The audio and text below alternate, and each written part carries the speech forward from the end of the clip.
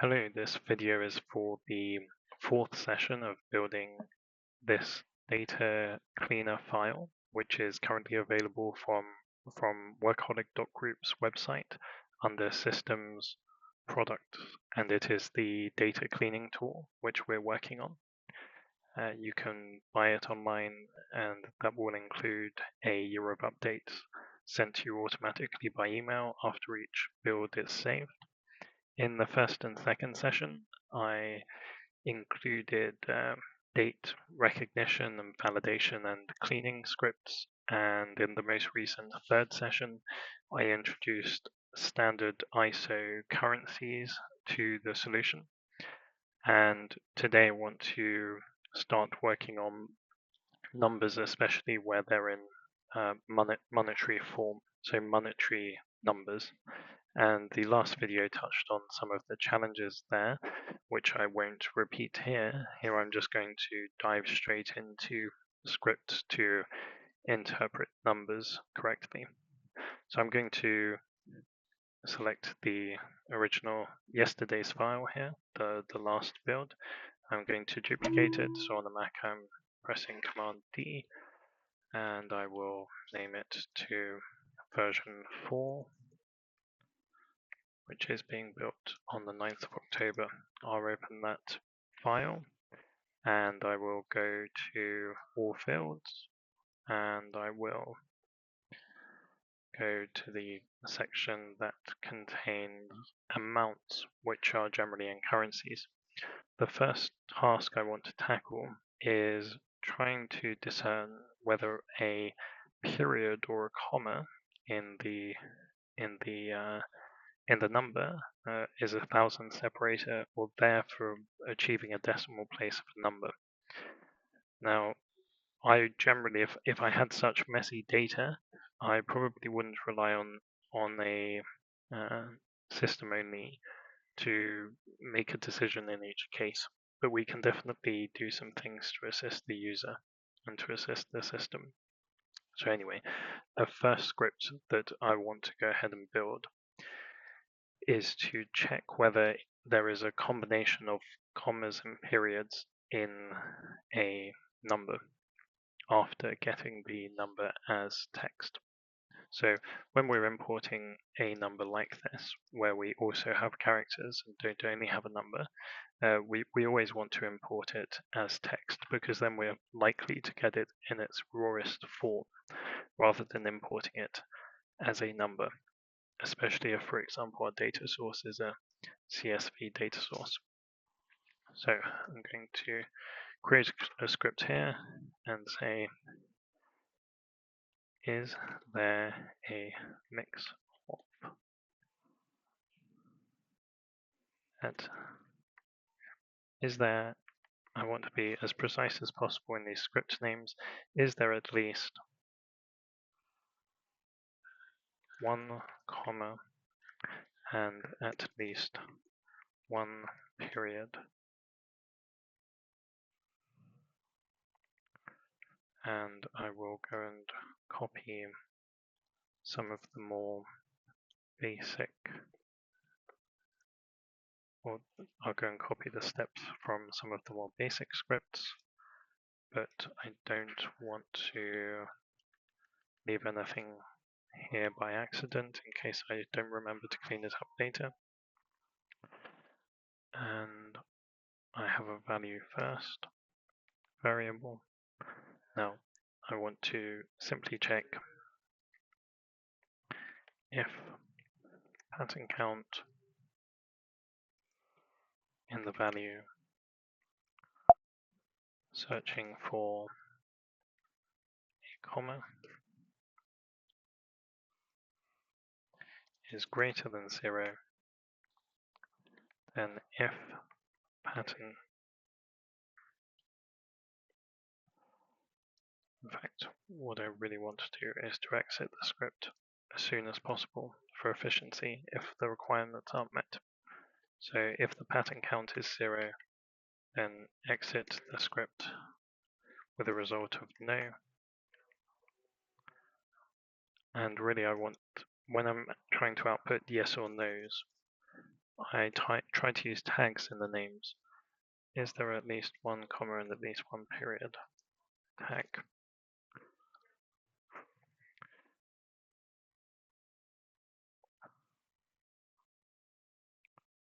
Okay.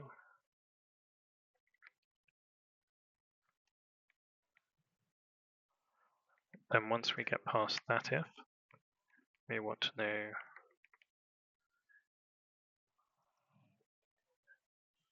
we want to look for whether there is a period.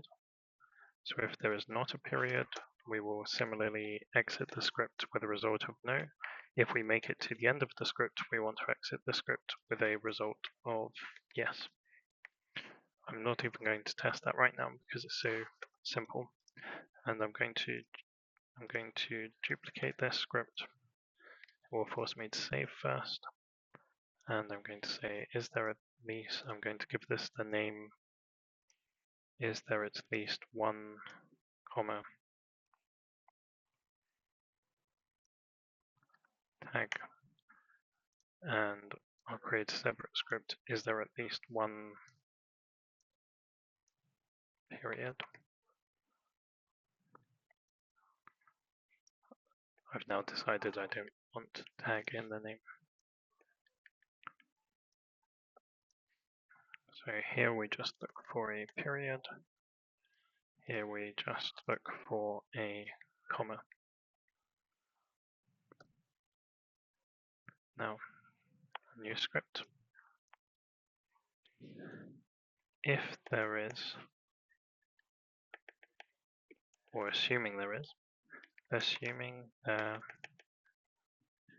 is at least one, I think really we want to get the quantity of commas. So quantity of commas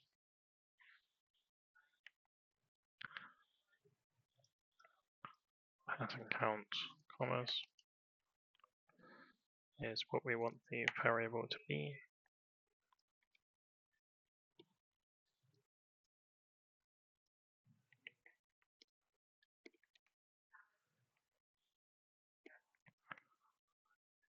Result final.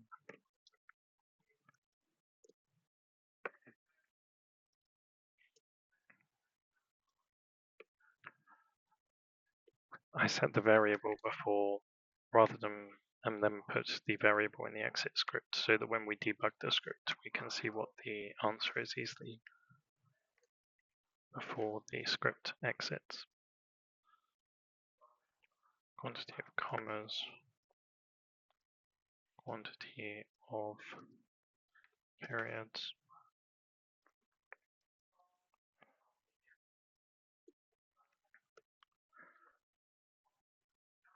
Okay. Assuming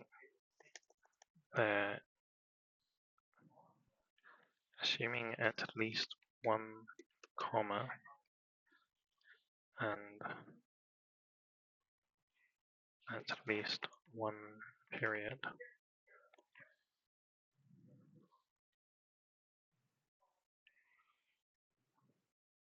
Give which one appears last, because that's the one most likely to be used as a decimal separator.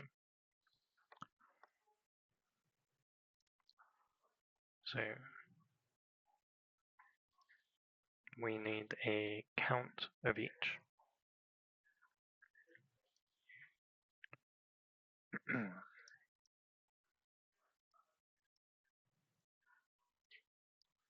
So we want a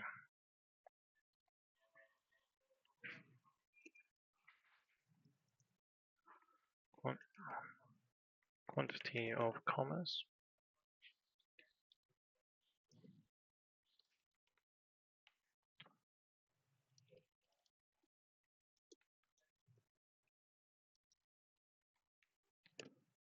and we want a quantity of periods.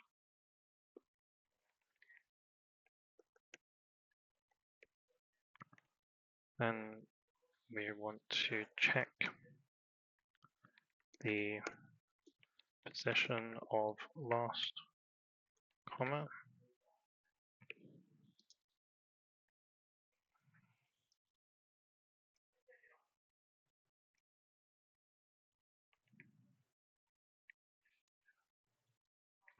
starting from character 1, the occurrence is the quantity,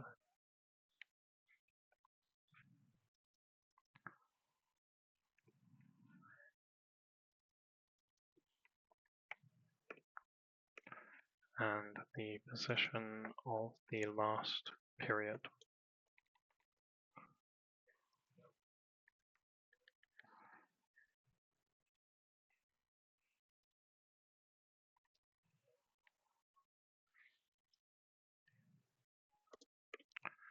Okay. If the, and let's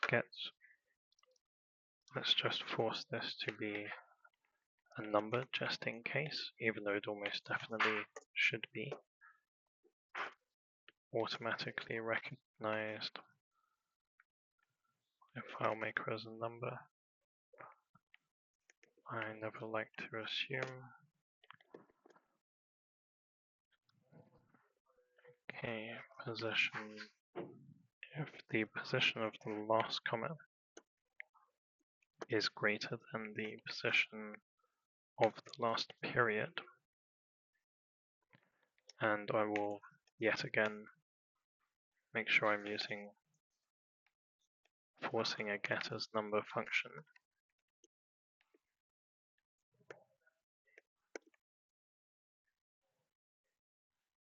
Okay, so if a comma is the last item out of a comma and period, then we will exit the script with a comma.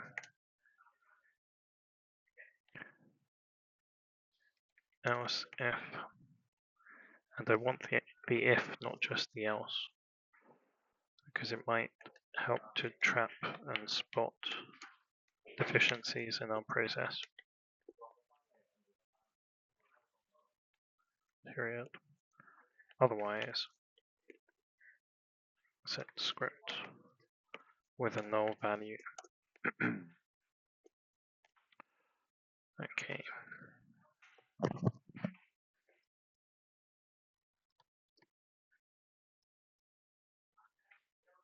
Now, if the comma or period is last and it's supposed to be for decimal places, let's say for a comma for decimal places in European format, so that would be potentially here, or a period for decimal places in a non-European format, then there should only be one of them, which is not going to be comprehensive because there will be it is not going to be a definitive help, but it helps somewhat. So potentially gets a bit complicated though, but it can be worth it.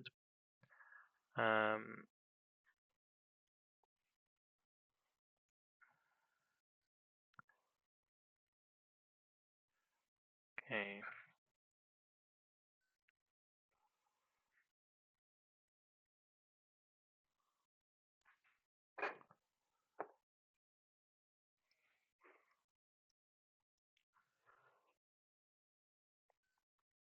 I might have to come back to it.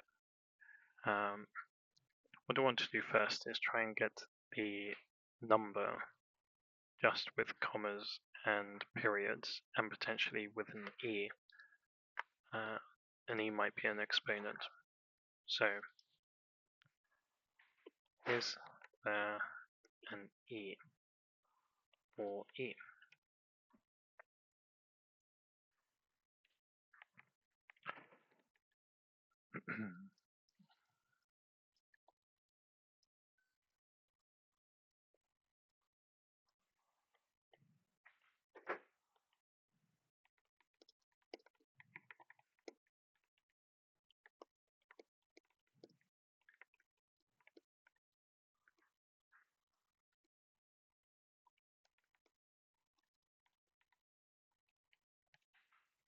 The reason I'm doing this is if this number, for example, has an e, that may be represent an exponent, in which case we almost definitely don't want to filter out the numbers. We almost definitely don't want to filter out 1.23. This has to be interpreted in a different way.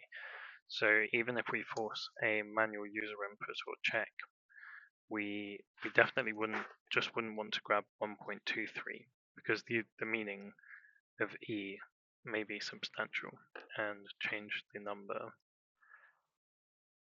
So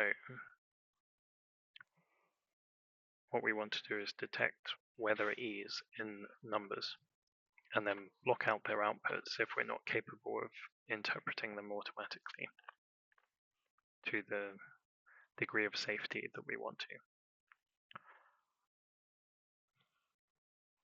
Just noticed. Let's see, script parameter value first. Okay. But we would only really want one e in the number. If there was more than one, then this perhaps shouldn't trigger us. I don't think there should ever be more than one exponent in the number. Can there ever be more than one exponent in the number? I doubt it.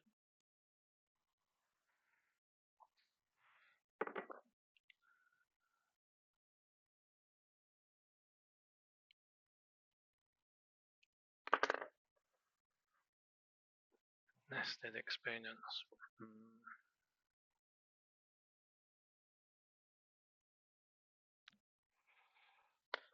In the form of using when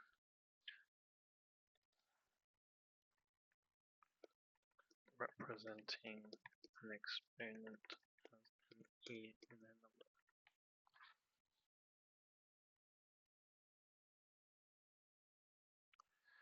Maybe if there's any quantity of e's rather than just one, we should flag it as a potential e. A number can only have one exponent part. Okay. It doesn't mean that if at least one e is present, it might still be an exponent. So if there are multiple e's, we assume that at least one of them might be present to represent an exponent component / action. So let's put these notes in here for reference. Okay. So if e is greater than 0, or, by the way, this function is not case sensitive, but to be cautious and to be more explicit for a reader, I do this. I assume that the pattern count function is case sensitive, even though it's not. There are ways. There is a code method to check for lowercase versus an uppercase e, but we don't need to get into that now for this script. And the answer is yes. Otherwise, the answer is no.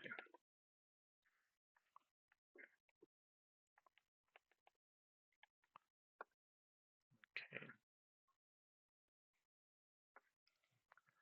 Mount import is there an e component?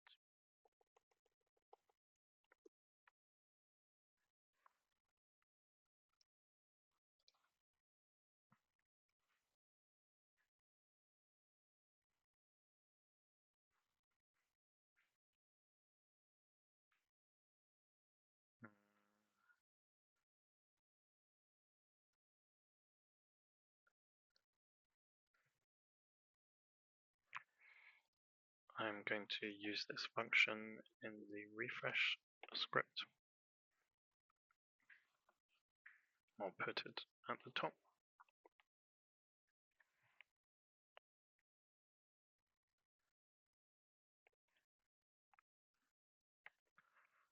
I'll perform the script just created. As the parameter, I'm throwing in the amount. I'm throwing the result into here. Then I will run the script, run the refresh script across all records. Hopefully we see yes, no's. We don't see yes, no's. Okay, so we detected one E to be present. Now,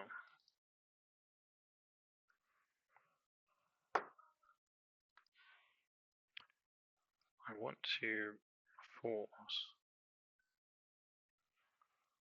the parameter to be gotten as text.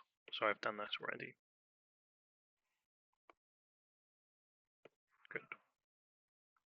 And I want to force it to be submitted as text.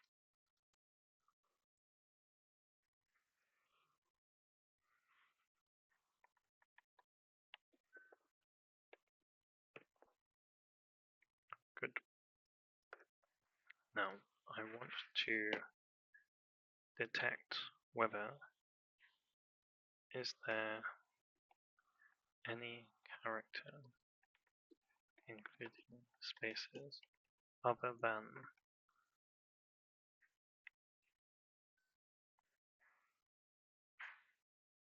a comma or period or number.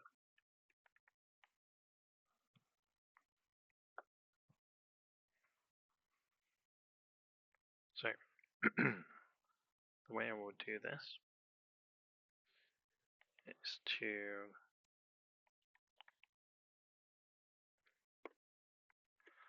say number of characters. Characters in order that, well, let's say,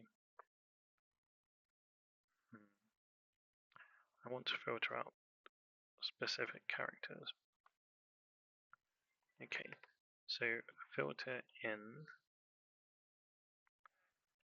commas and periods and numbers.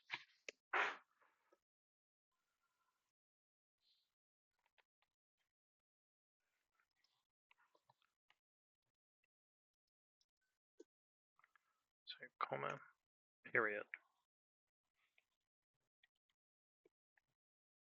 and all numbers.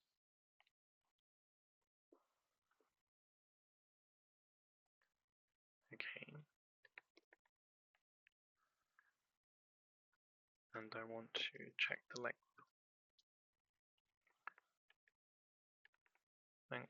of that.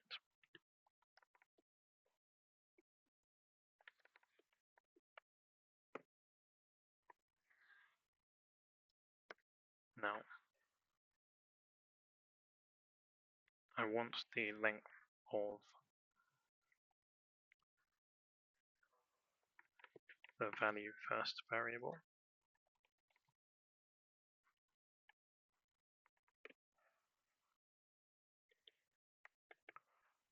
Then, and just to be as safe as possible, even though it gets very messy, I will try and force a number.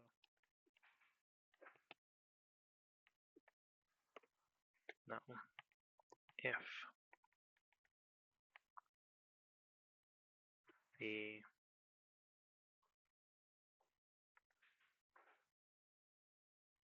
length of that is less than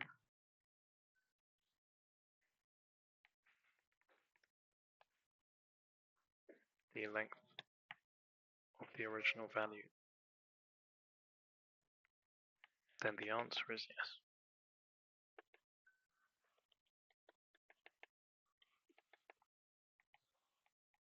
Done.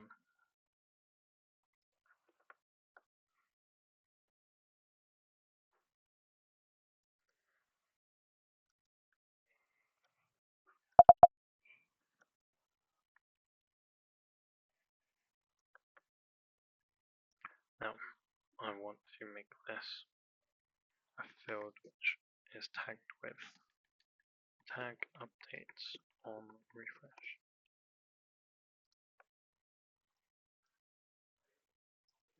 Tag updates on refresh.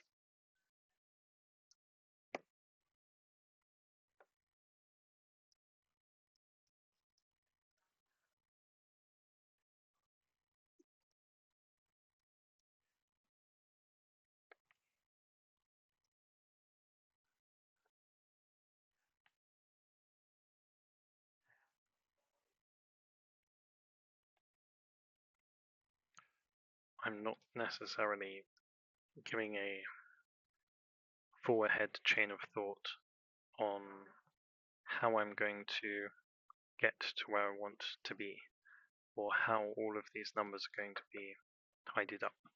At the moment, I'm going through a step-by-step process, getting information that I know may be useful as inputs and may simplify what comes later, or I'm getting as much functionality built into different scripts as possible for people who buy the file to be able to pick and choose what they want. So I'm breaking down trying to get lots of little pieces of information about the data, so that can be used later on to help decide what to do with the numbers in different circumstances. So the goal is the target, the goal of the output of clean numbers from this data set given by ChatGPT for this amount column. The goal is a little bit too big and a little bit too complicated to deal with in a single brief chain of thought. So that's why I'm taking the approach I'm taking. At the moment, I can't even find the amounts. It may be sensible to create a layout here which only deals with, let's say, the amount import fields.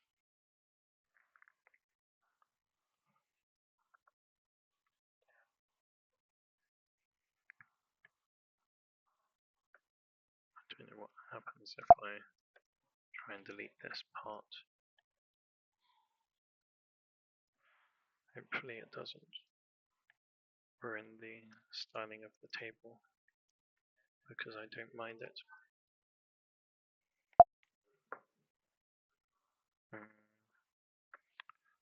I need to just delete the fields that I can from here.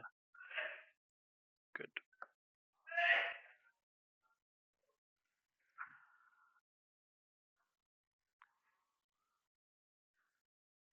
I don't know why that didn't include the amount. Did I delete the field? Is that why I couldn't find the amount? Did I change? Did I change the? I think rather than creating a new field, I changed the amounts field name. So this, I think that's what I've done.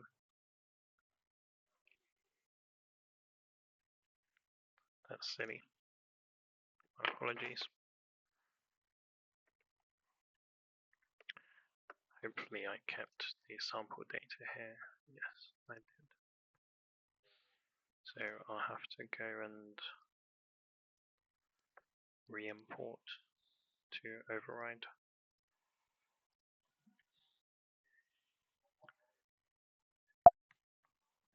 very silly.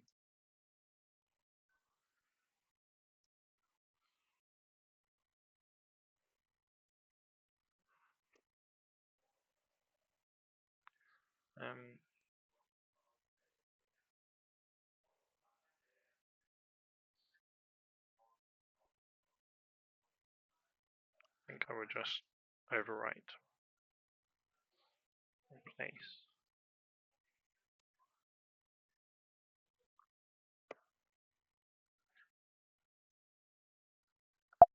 Okay, now we have the amounts back. Okay.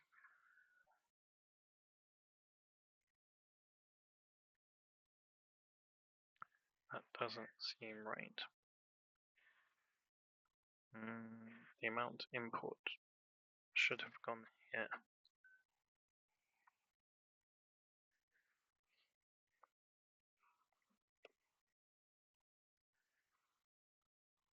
It's just called amount. I see. I added an import extension name to all of the fields. So they've generally been respected, except that it's using the original field.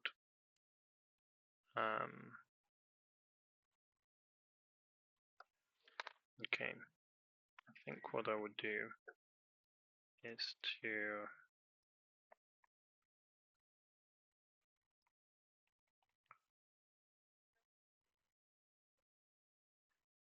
try and repair this.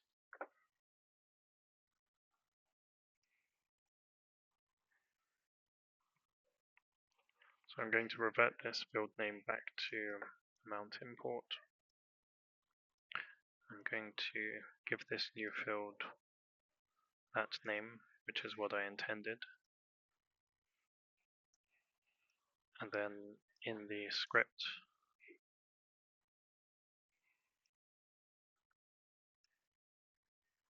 that checks for other characters, I'm going to get the result to go in the correct new field now.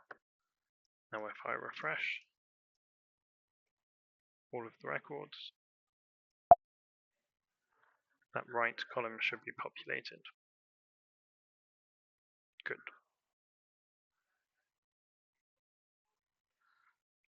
Okay. Now, how do we check if the number is negative? Are there any negative numbers here? There don't seem to be. I think we can assume no negatives for now. Now, how do we make sure? Now we can't. I think what I want to do is to get just the numbers and commas and periods.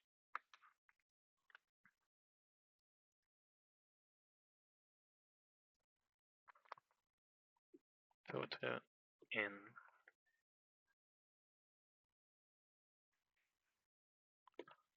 commas and periods and numbers only.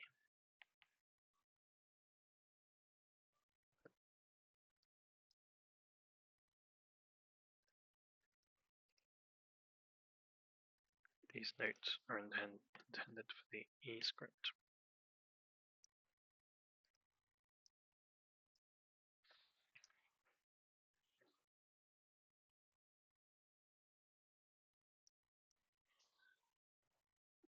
Only.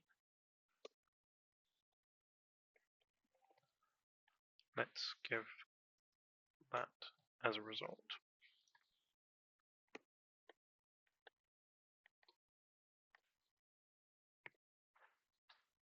Now, if that value were empty, then I would be concerned that the script wouldn't return a null result. So, if not is empty, then we can do that. Otherwise, I think we have to force this to achieve a null.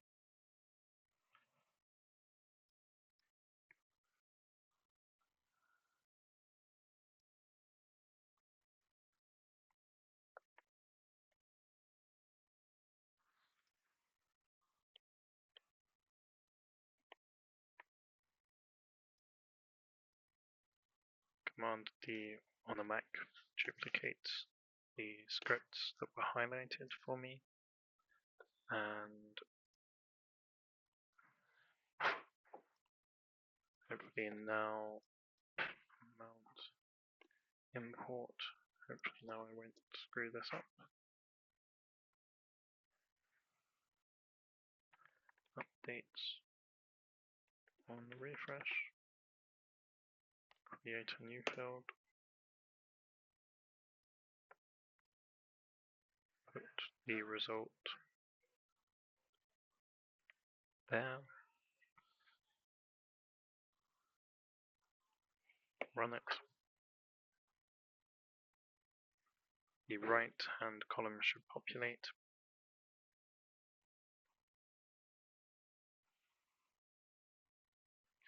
Now I wonder whether we should run the...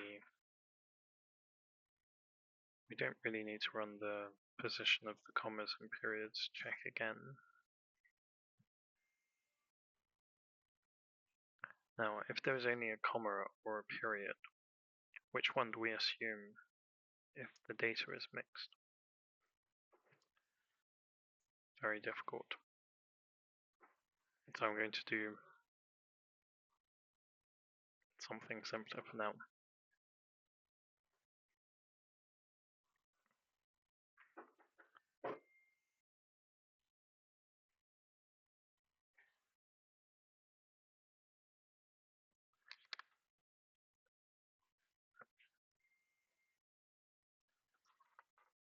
I'm going to say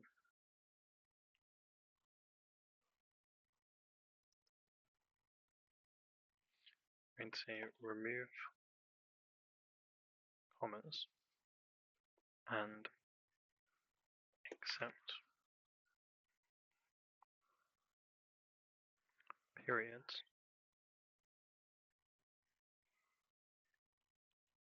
accept a period as a decimal instigator.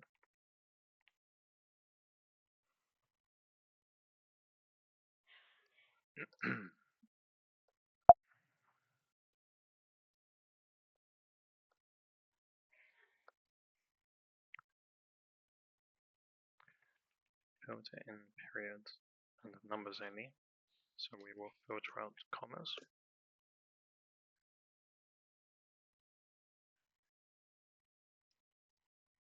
Accept a period.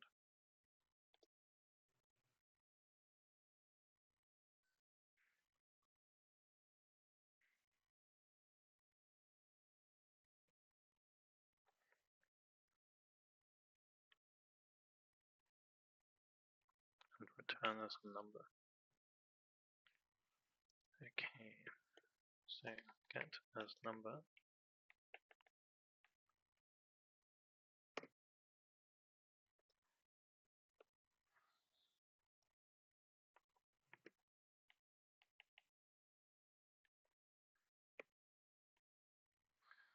And then we want to also do the opposite.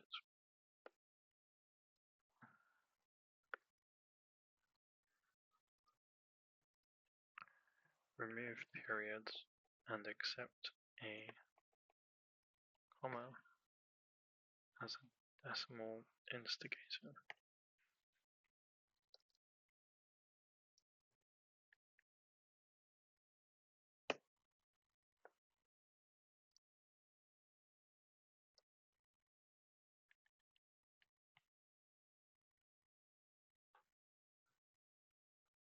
This can get very tedious.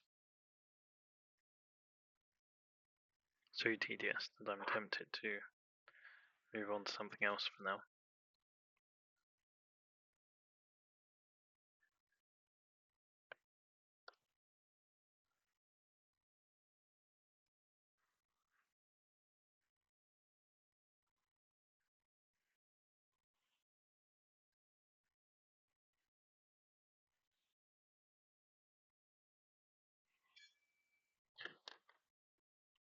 Let's have a target. Amount live updates on refresh.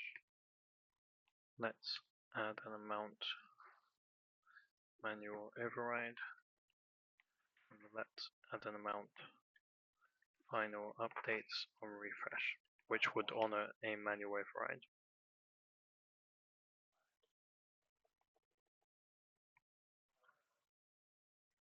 And let's say as number,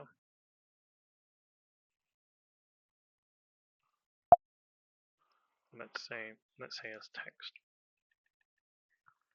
and I'm just going to view by creation order so I can see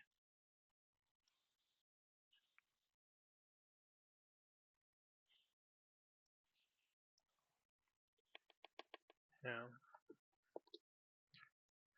going to duplicate these fields, and I also want file maker number outputs.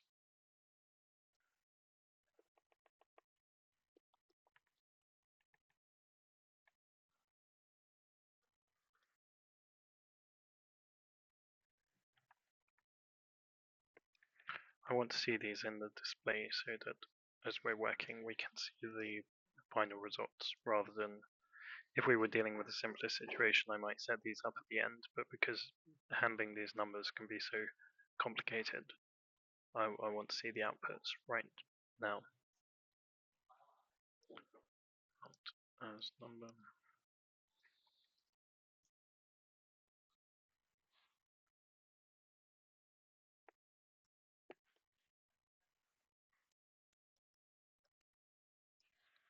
Okay, hopefully those will all be added to the layout.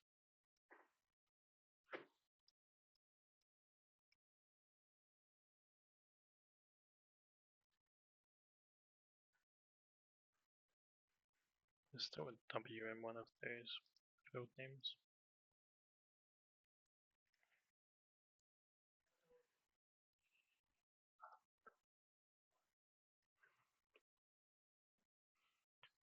Okay.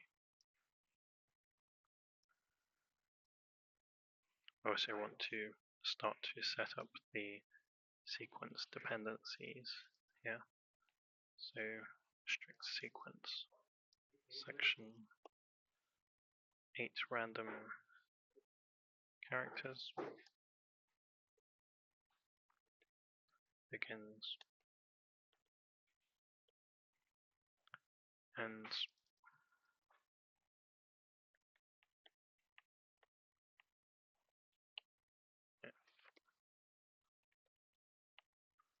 manual override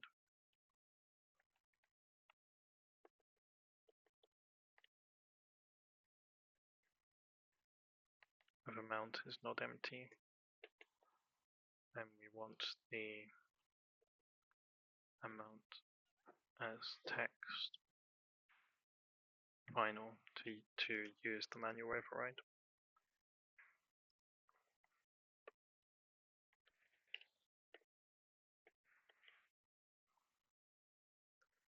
We want the amount as number to use the manual override. Otherwise, we want to use the system ones.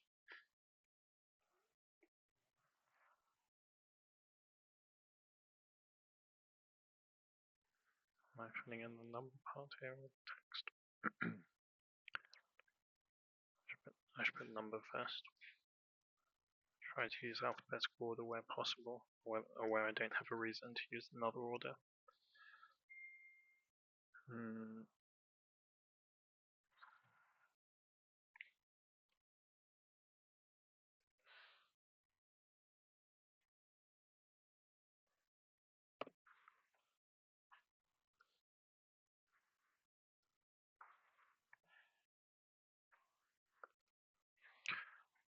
didn't mean to use live. Live is a very deceptive term here. A bad habit from a prior period. We already have that name. Amount as number. Amount as text final. Okay, maybe we have it already. Amount as number, amount as text, final, amount as number. Okay, I don't want live here. Just want updates and refresh. And I just want amount as number, updates and refresh. So I think I'll have to update the source here.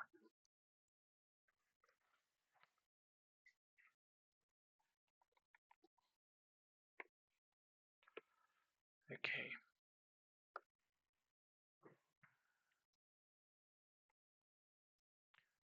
This is intended to help later.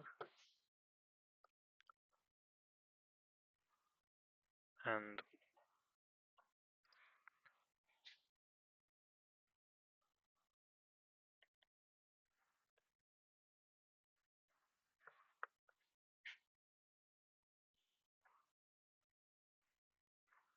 amount as text to two decimal places.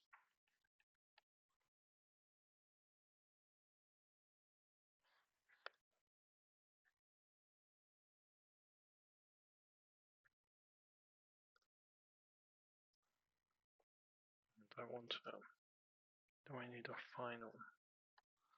Not really.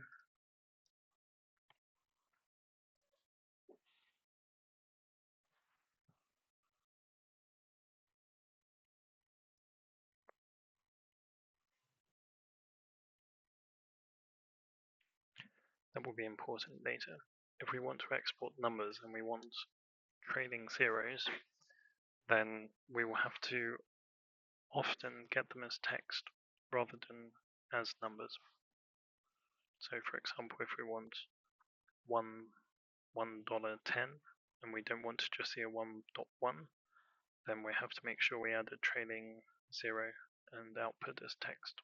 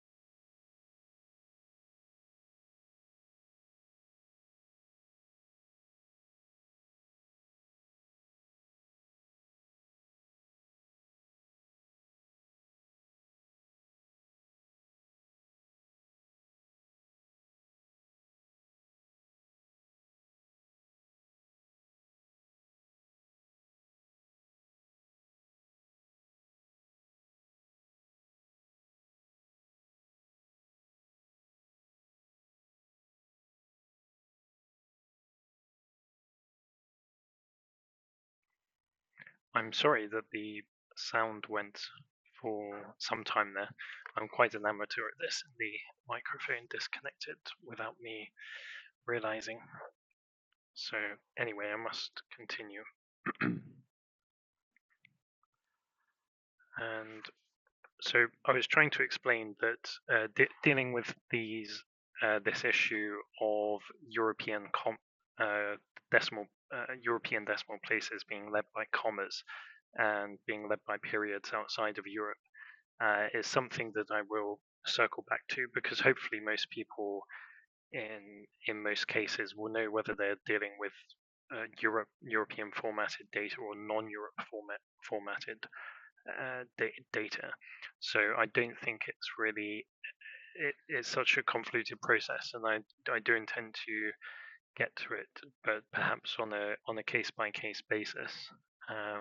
And as work comes in that area, I want to I want to do higher priority things at the moment that are more useful to more people. So in this case, I'm uh, working on getting numbers that are in text format outputted to, for example, 2 decimal places, because that's a very common issue for a lot of people, including for searching within solutions and databases, and also presentation when data is printed or exported somewhere. So that's what I'm working on here. I'm going to go and delete these script steps that are not relevant to this script in case they get left there by accident. So decimal numbers after the period. I think I should really say in value first to be very explicit.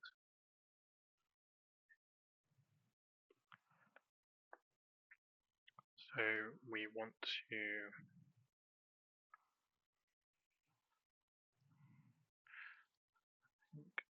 quantity of decimal places. Okay, we know the quantity, so we want to say all decimal numbers after the period in value first.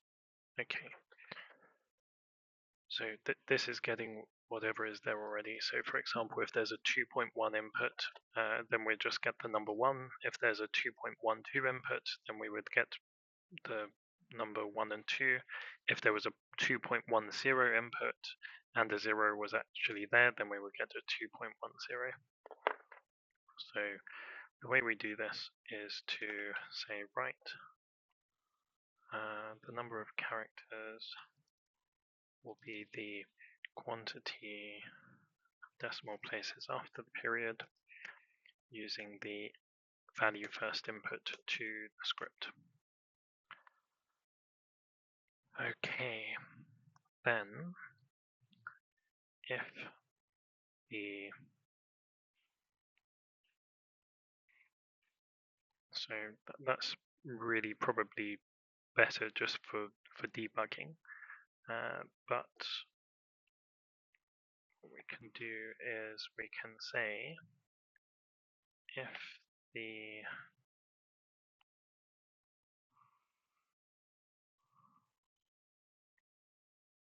quantity is greater than where have my characters gone?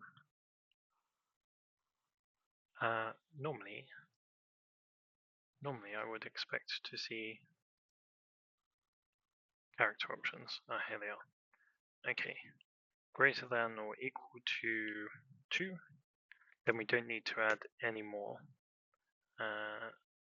My apologies. So if the length is greater than or equal to 2, then we can just take the value first as it is. Else if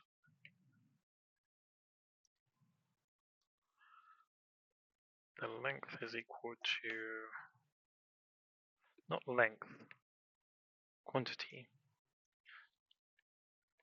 quantity is greater than or equal to 2. Otherwise, if the quantity is equal to 1, then we want to say value first with a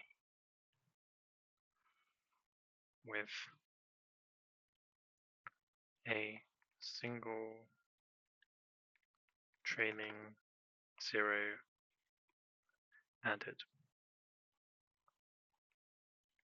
Value first and add a 0. But what if there isn't a period? There may be a period, there might not be a period. The input may be a text input. So what shall we do? We want to know, okay, is there a decimal in value first? We want to know also, is there a period in value first?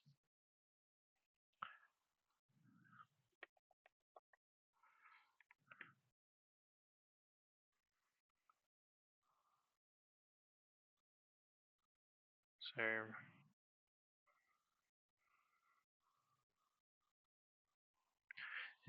is there a period, but only one period in value first?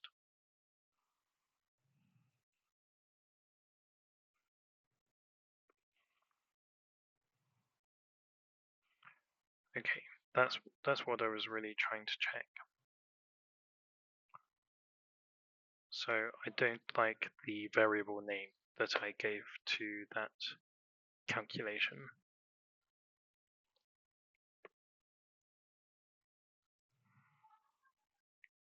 Because when I looked at it now, I misunderstood what it meant. So I've updated name.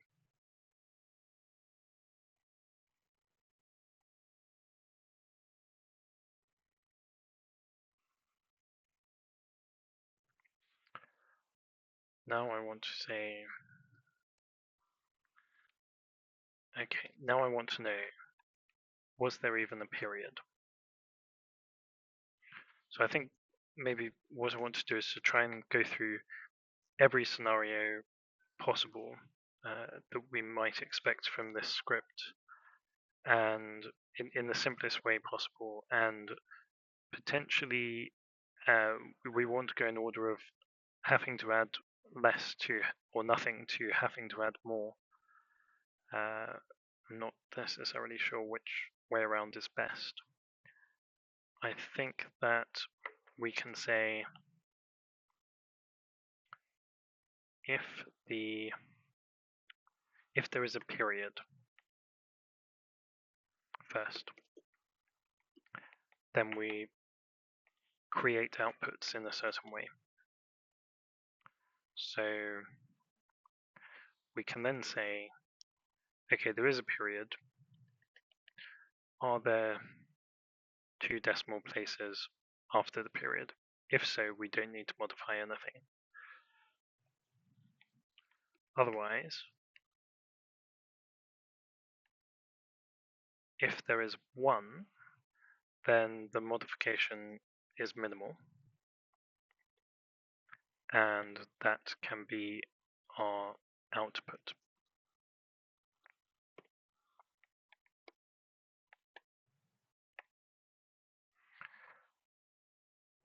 Otherwise, if the quantity is 0, I hope we can get a 0 value, then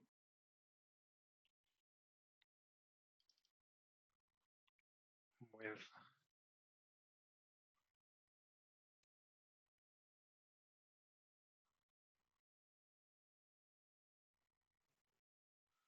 training 0, 0 added,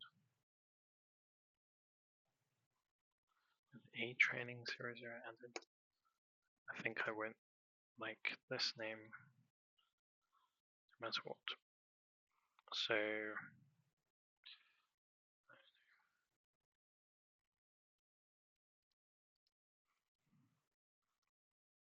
with a trailing 0, 0 added. There is our trailing 0, 0. I'll copy this variable name to be the result. Now, what if none of those conditions are met?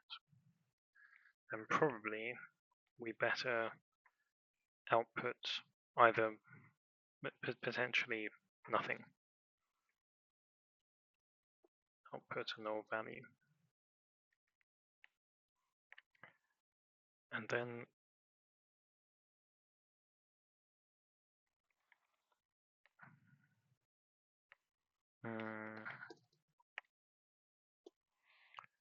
okay, else if there is no period, then we want a value first with a trailing period 0, 0 added, like this. And I'm copying that variable name, I'm pressing the spacebar, pasting in that variable name, and ending there. Now, this probably requires some substantial work, but let's start testing.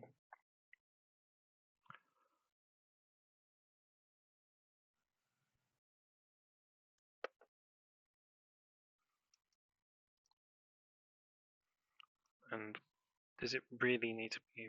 See, we say force a number as text to have 2 decimal places.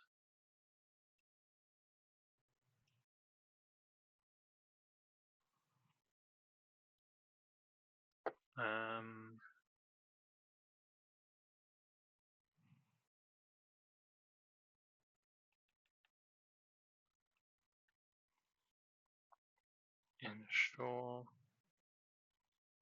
ends with at least 2 decimal places.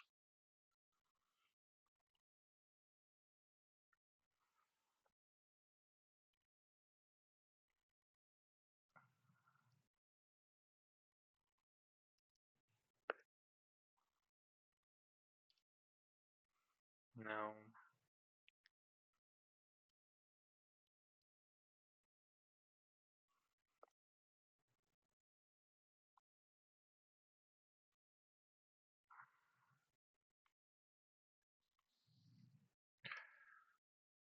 so here are updates.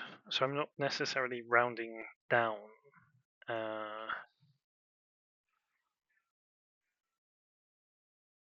think we might do that later. In the past, I've always rounded first, whatever I have, and then taken care of the formatting.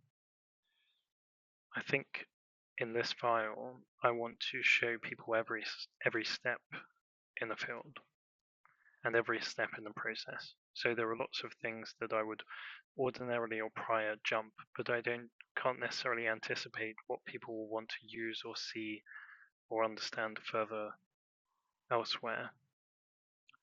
So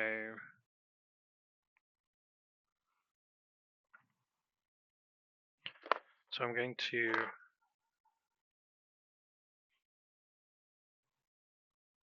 instead of calling this to 2 decimal places, I'm going to say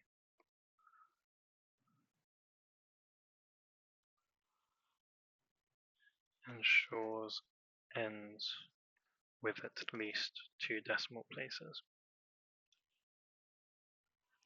Okay, let's see what we get.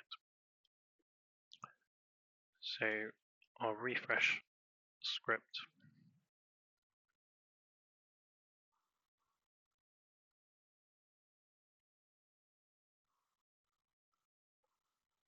For each record deals with amounts here.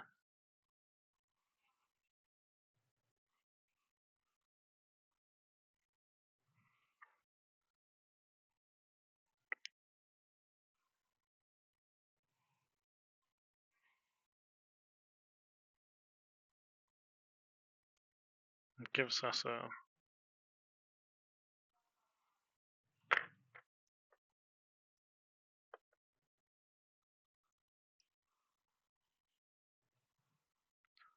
final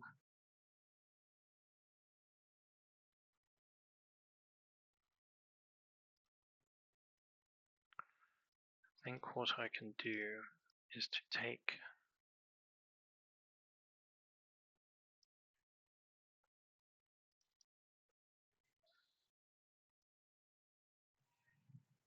the final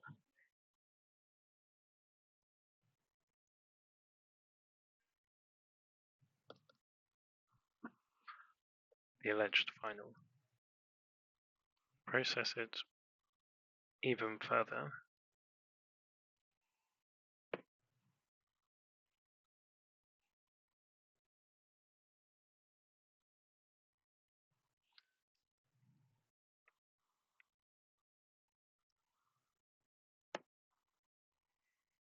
and put the result there. What do we get?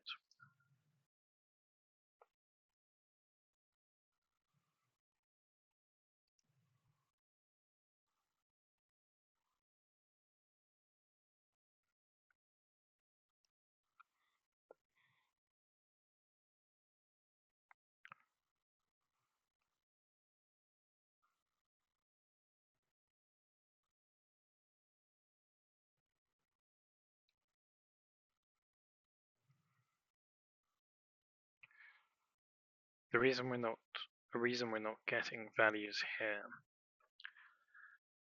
is because for now I'm only respecting or honoring the manual overrides, and this field, this column, is using the fields in this column or the rows in this column as a source.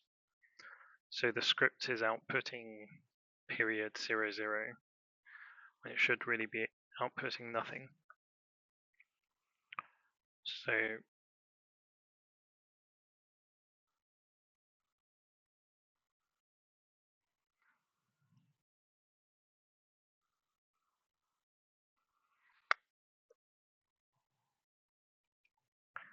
if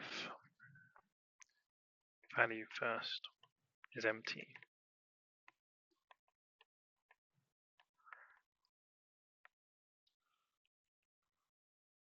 then we need to exit the script with a null value,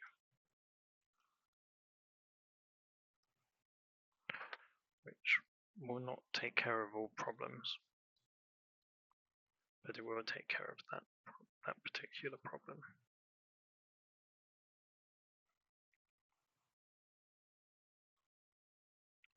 So 2 zeros were added, 1 0 was added, 0 0 was added.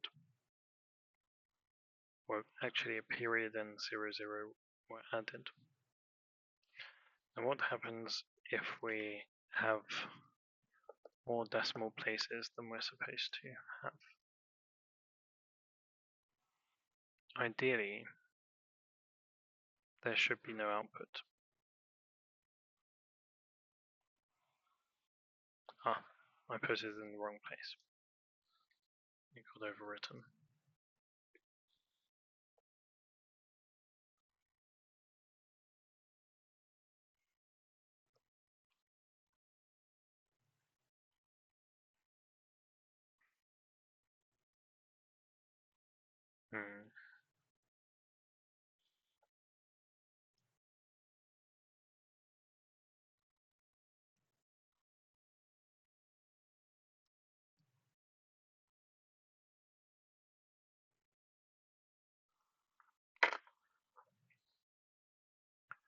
Quantity of decimal places.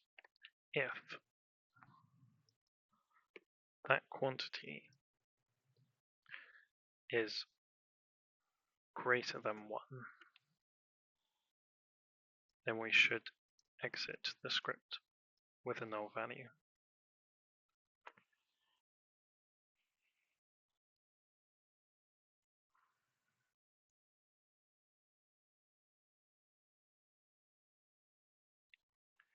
it didn't work.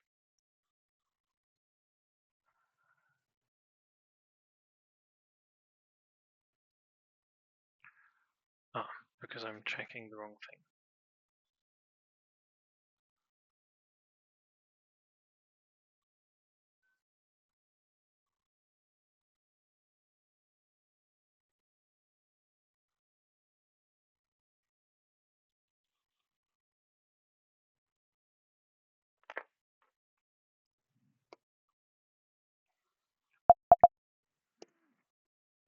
Quantity of periods in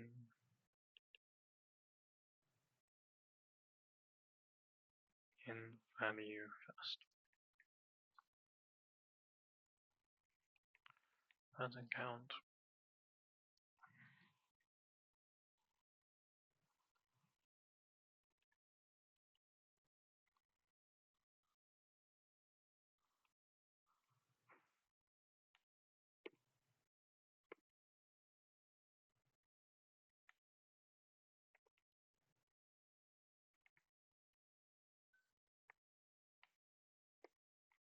Okay, if there's more than one, we return a null value.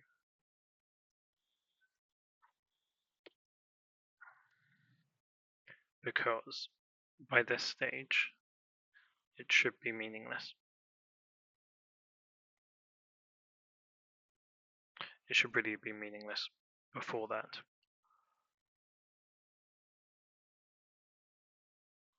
We shouldn't have this here either.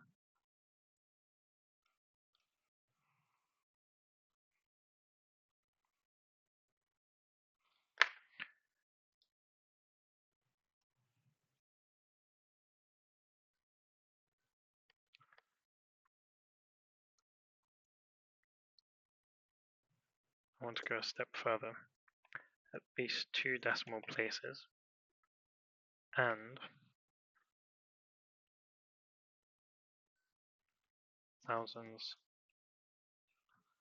let's say, and comma, thousands,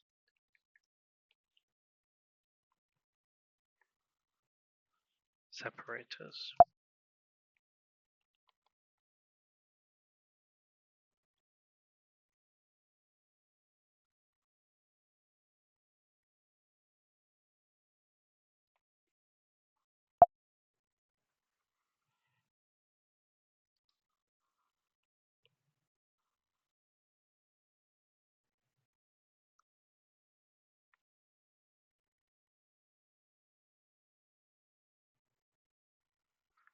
And let's put that here.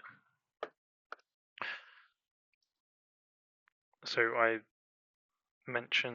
was trying to explain in the section of the video where we've lost the audio permanently that because it's quite complicated to manipulate these numbers, get them in the right form and format and type of field. I want to see the outputs, the end outputs, because I think it's going to help on the journey to take care of some of the middle parts in the more complicated cases or edge cases.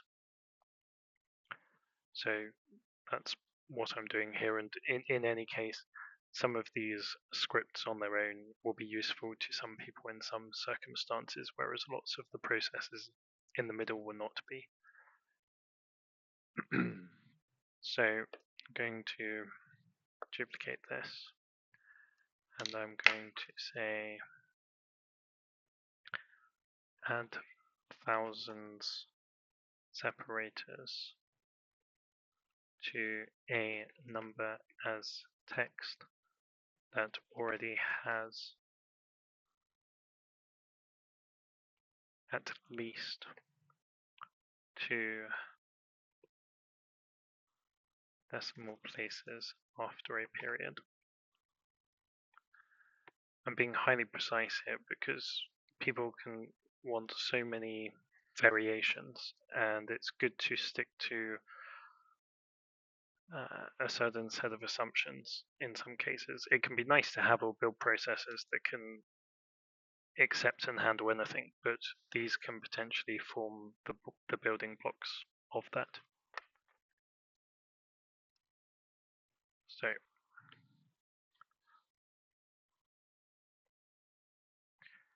how do we do this?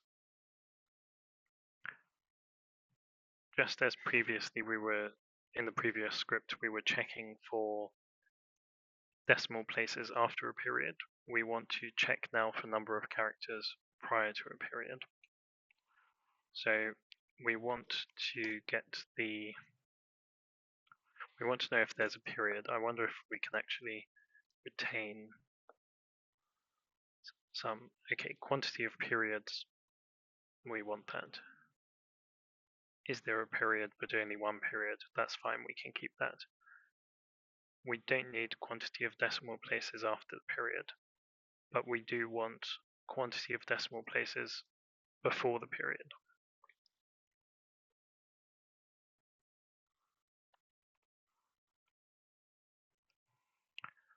And the way we do that is to get the leftmost characters from value first up to the point of the period.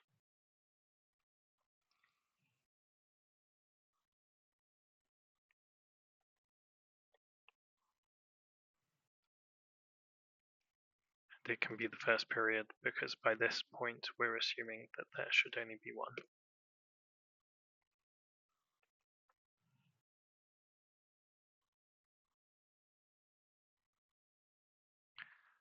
Or now, instead of decimal numbers, we want all numbers before the period in value first. Were we really getting the quantity before? We weren't. We were. Okay. This is really the calculation for this variable, and we can actually get the quantity of not decimals. We want the quantity of numbers before the period.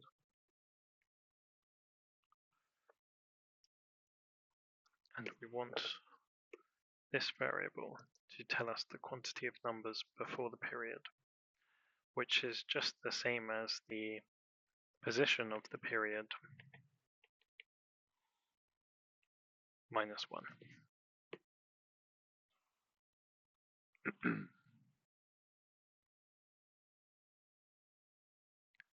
Now, this is not really going to necessarily handle well without forcing to text a leading 0, but at this stage I'm okay to be rid of leading zeros if it happens by accident.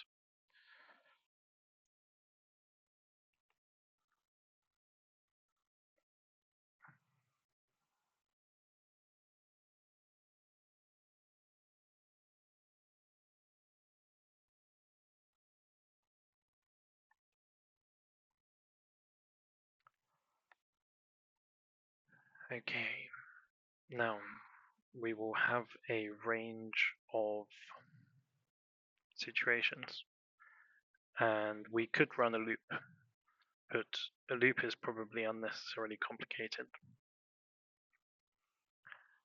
I prefer to avoid it. So, also, is there a period but only one period?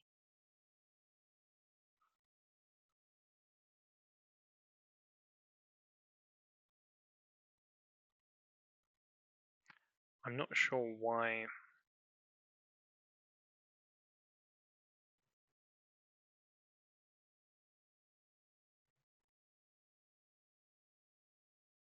I don't know why, if that condition isn't met, we would in all cases add the .00,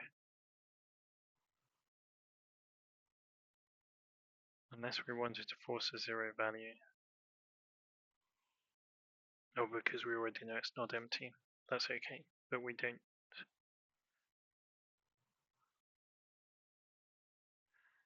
We want to assume from the name of this script that we've been given a number with a period. So if this doesn't equal yes, then do we want to output nothing? I think potentially we do.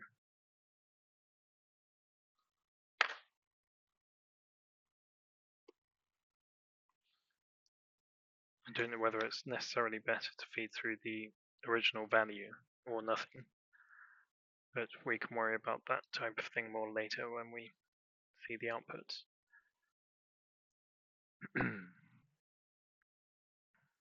So let's see. If the quantity of numbers before the period is less than 4, then we don't need to worry about returning any thousands separators. So we can just give back whatever we were given.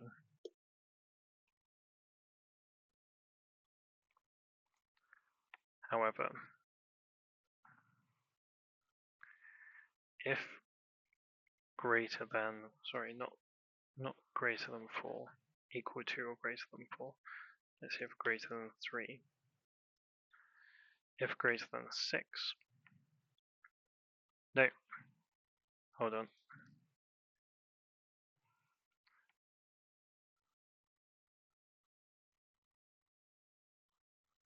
Do we want to just work our way backwards? I'm not sure. Can't remember from the last time I did this. Okay, so it may be better, rather than building it up, it may be simpler to just deal with each appropriate number length in its own right.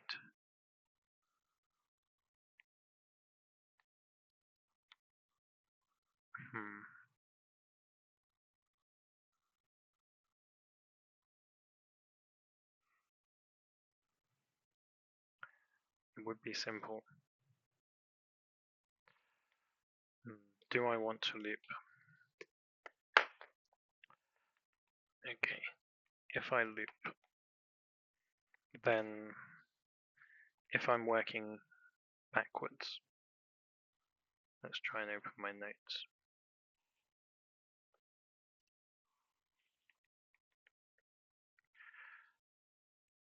I wouldn't care.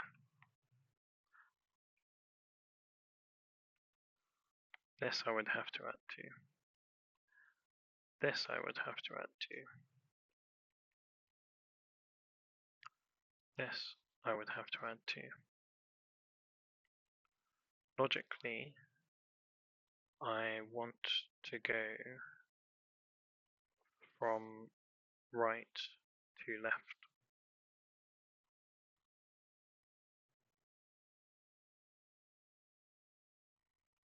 Depending on the quantity of figures first given, or quantity of characters first given.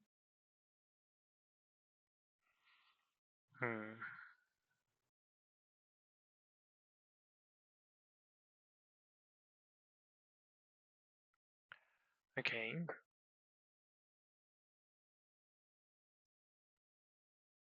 So I don't really want ifs and else ifs. I want additives. So if, for example, and we don't really want quantity of numbers before the period, or we don't need to use that. It's maybe a little bit dangerous or risky to. If the length of value first is greater than 1, 2, 3, 4, 5, 6.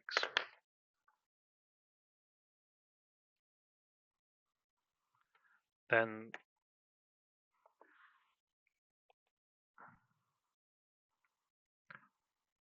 let's see if we can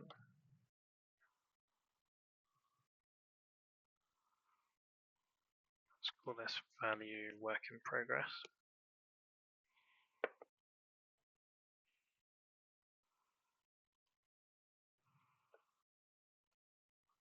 Then we want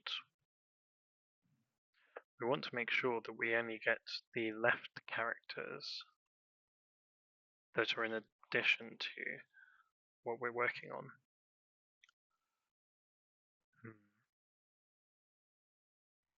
Well, I know that I definitely want the right 1, 2, 3, 4, 5, 6 first.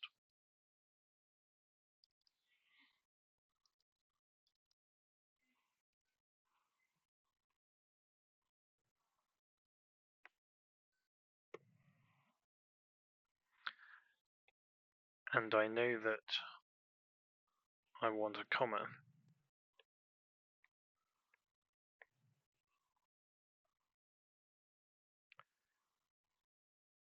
And I know that I want everything to the left of the right 6 characters. So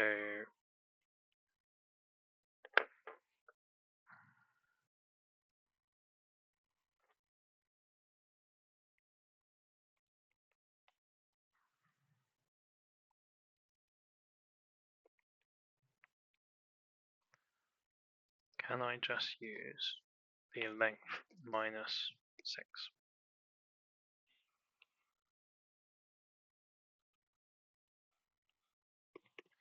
Maybe. Don't scream if I'm wrong.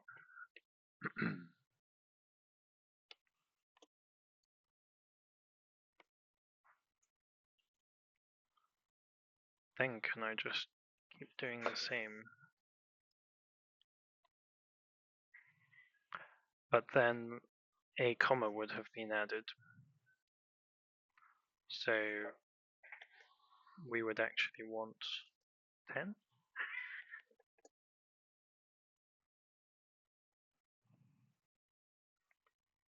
Stop.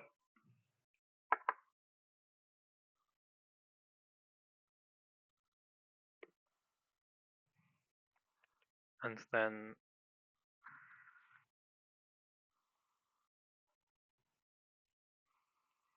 this 12. Does that mean we would want 12 plus 2? 14.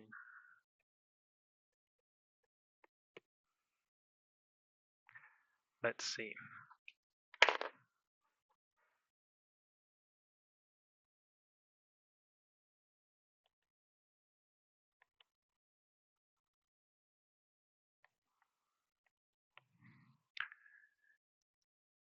If the length of value first is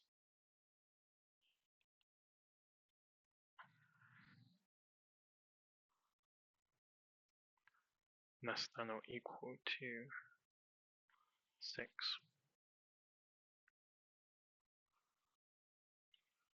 then we should just exit the script with what we were given in the first place. Okay, let's see.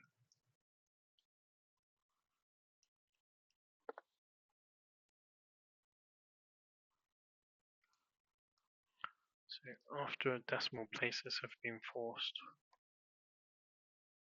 we want to add thousands separators.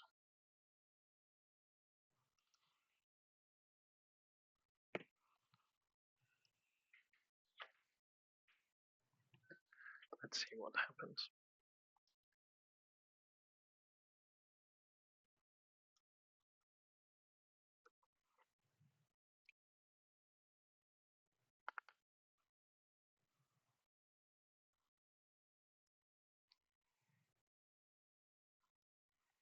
Did that new field not get added to this layout?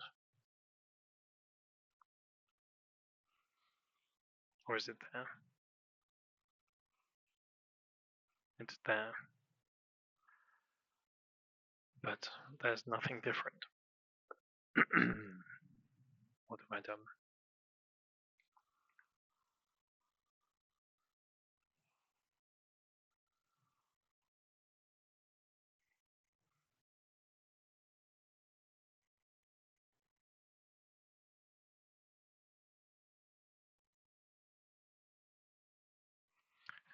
I think this is at the end of the others, so the others shouldn't interfere with it.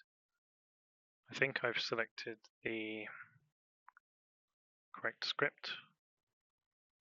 I've selected the correct input. Okay, so by default, because what I really expect to see here is 124,000, 521. So I think what I do is run a debug on this record, and I will see where the script is kicking out the input instead of making progress. Okay, here we are. Value first. That's the right value. The length, is it correct?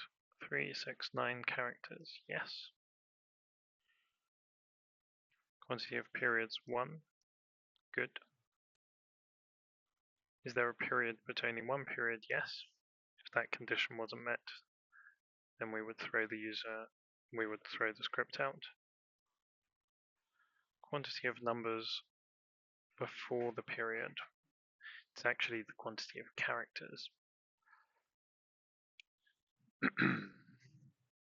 Might edit that because we don't actually know that we've been given a number. So I wouldn't want to deceive a developer.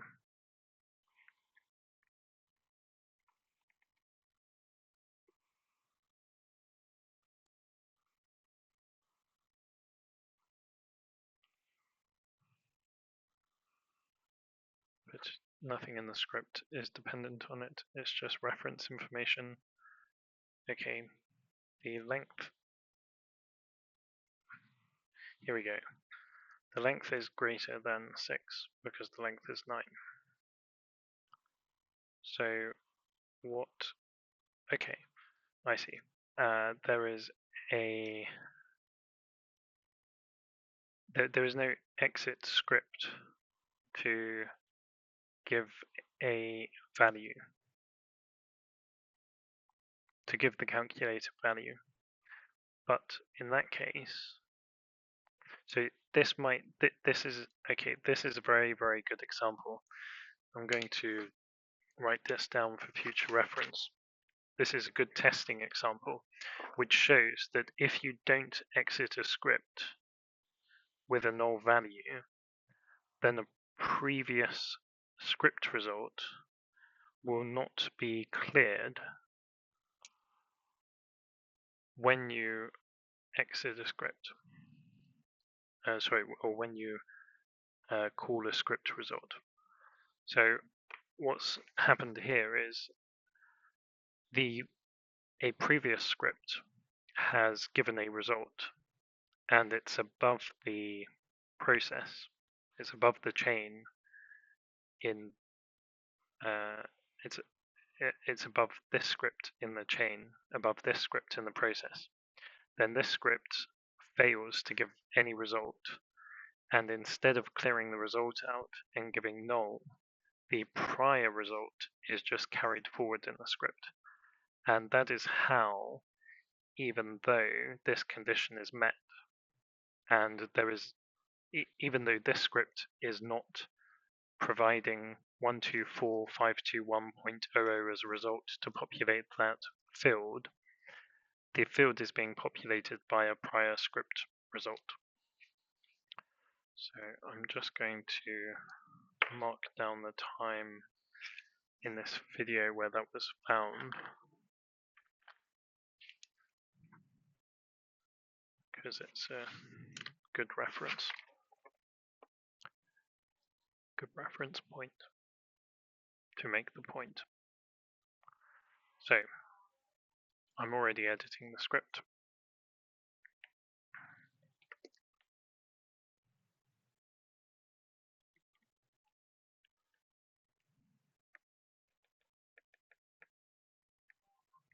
And here, if we didn't get a result or a good result, let's make it null.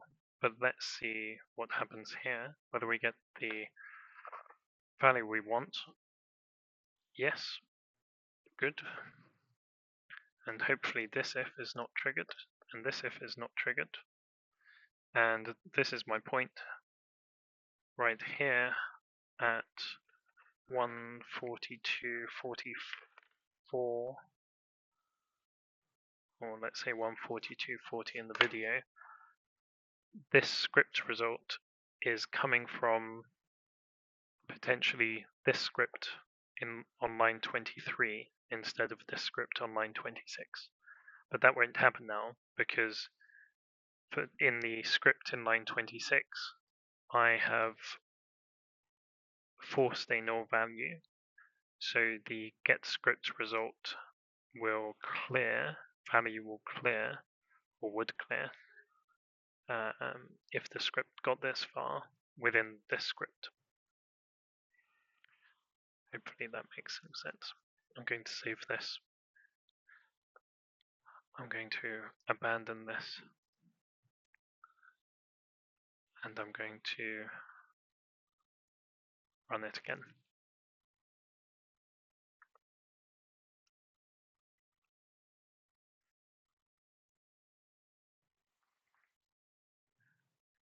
Good. Wonderful. Not too bad. Where is my amount manual override? Let's do a bigger number. 1, 2, 3, 1, 2, 3. So I'll put 7 in.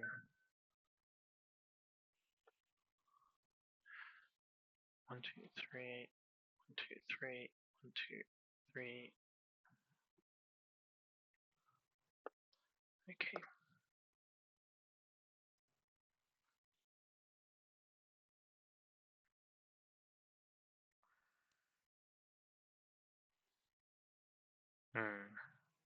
Failing.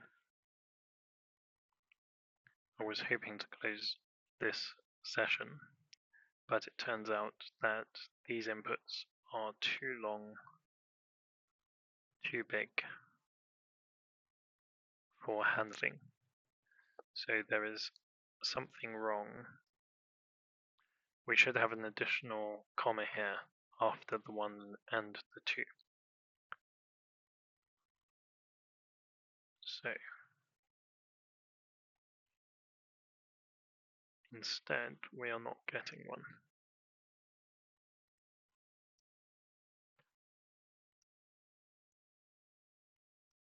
I don't want.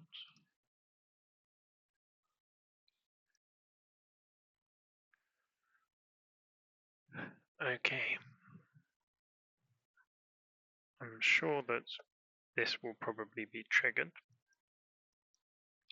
Now, what is wrong with this? The problem is that we are using value first instead of the work in progress.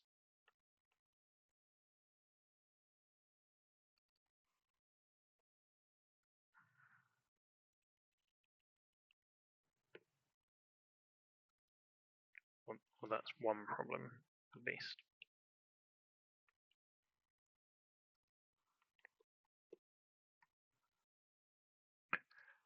Okay.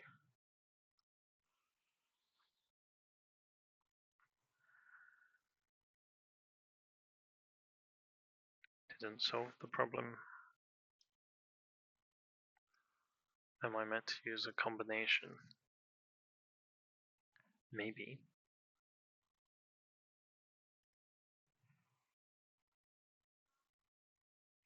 Shall we just build up from the work in progress? Probably.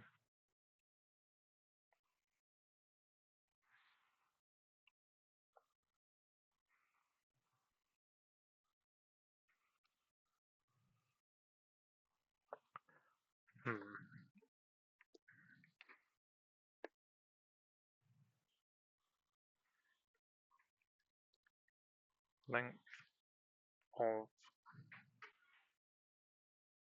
value WIP.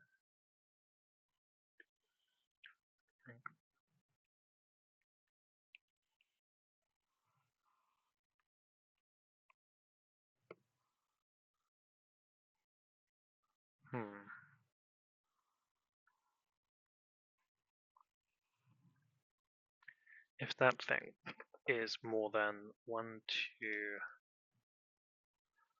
2, 3, 4, 5, 6, 7, 8, 9, 10, we wouldn't need a comma there. So if this is more than 10, then can we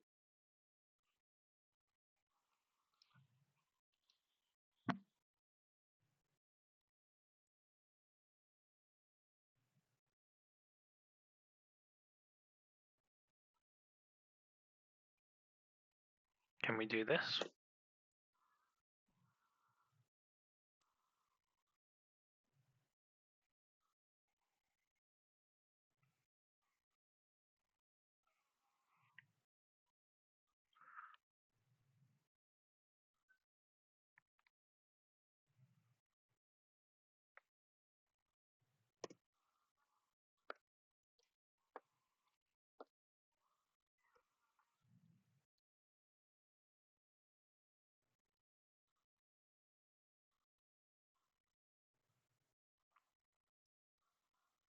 Still not working. It's okay. I think we're very close.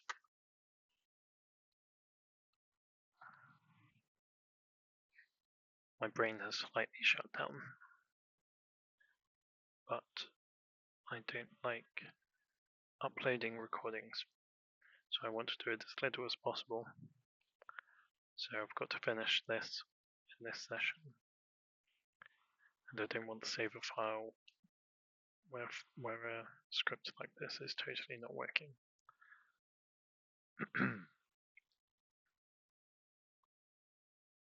Or not totally working, rather. Maybe time to debug.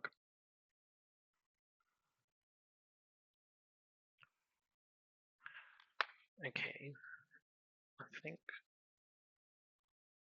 if we use the length of value work in progress,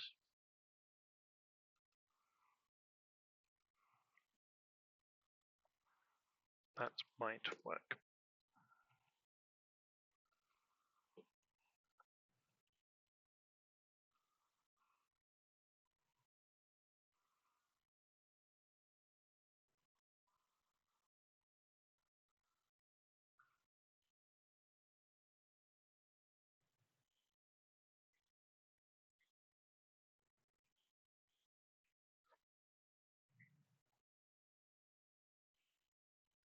No.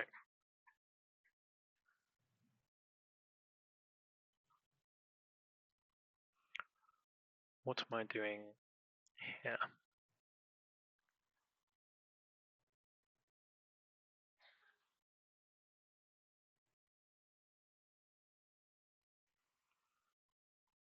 If the length is more than 10, that should be fine. We don't necessarily want to, we're exiting the script too soon.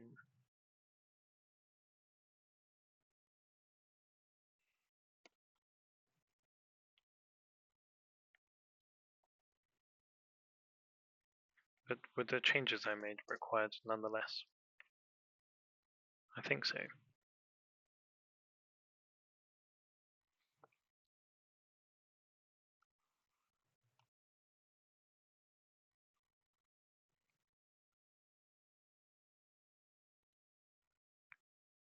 Almost wonderful. Somehow we have an additional leading comma here that should not exist. And to add a third, it means that this is being triggered to overwrite value WIP, which means that this condition is being met, which just means, I assume, that I'm setting the wrong count. 1, 2, 3, 4, 5, 6, 7, 8, 9, 10, 11, 12, 13. Yes, just has to be bigger than 13. Okay, and we have a nice repeatable process. Does that need to be 13? Trying to forgive that at this stage. I am just guessing.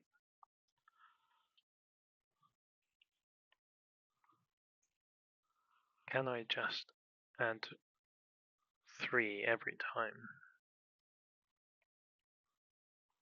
Forgive me for not thinking about it. Or do I have to add 4? 3 maybe because it's greater than. Or, no, 3 previously and 4 here. 17?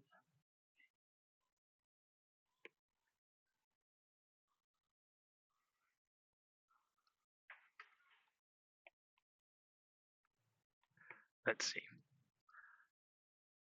Let's write a very long number.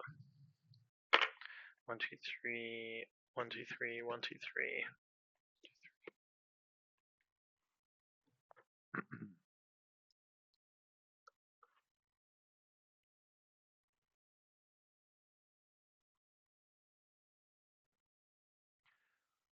We need some code review.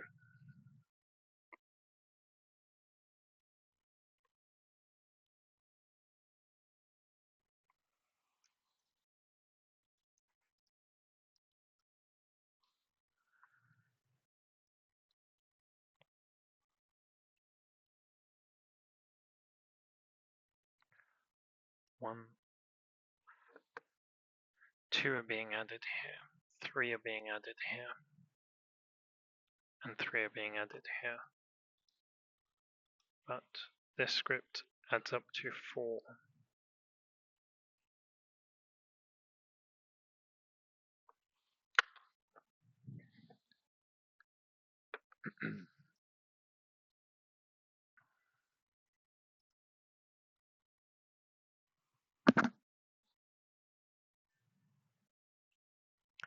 Shall I start thinking about what I'm doing carefully?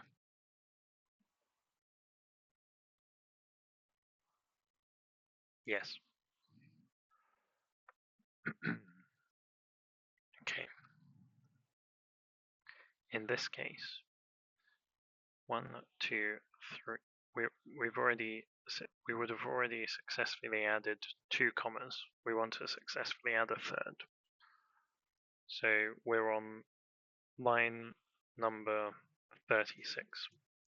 1, 2, 3, 4, 5, 6, 7, 8, 9, 10, 11, 12, 13, 14.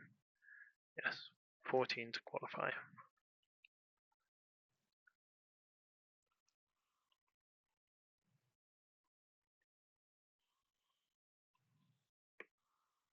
Which is actually what I was thinking. I think every increment just has to be 4, does it not?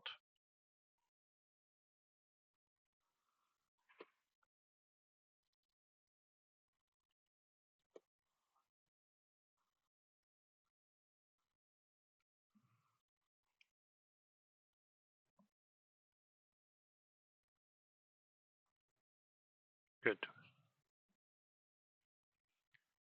Done.